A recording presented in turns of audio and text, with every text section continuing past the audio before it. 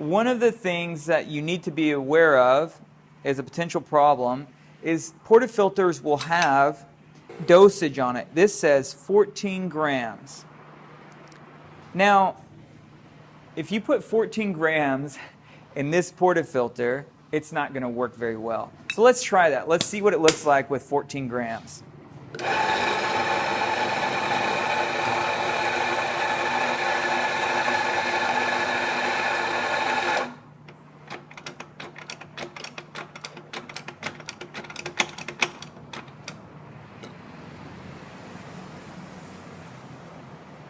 $14 grams.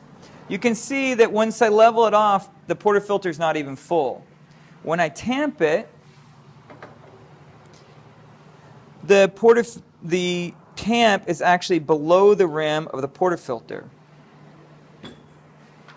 When I brew this 14 grams, it's going to come out extremely fast because there's not enough coffee in there.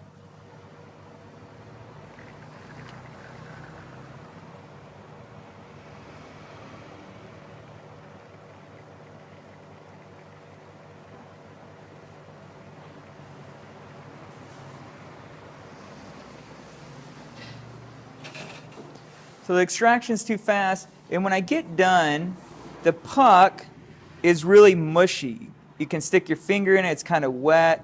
It's more like the texture of mud than a puck. I won't knock it out like I did before, because if I try to knock it out, it's just going to make a big mess. This is not what you want. This is what it looks like when you have too little coffee in your portafilter.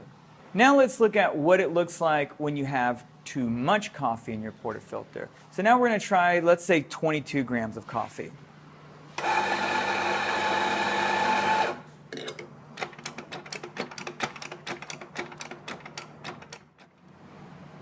And 22 grams of coffee. Now, when I go to tamp, what we're going to find is that my tamp is well above the rim of the portafilter, above normal, and I know that that's way too much coffee.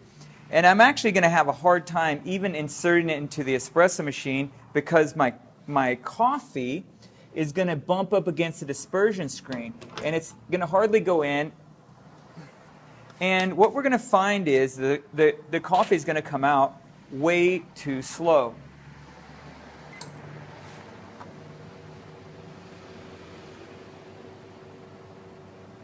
So you can see that it takes 6 to 7 seconds for the coffee to even come out.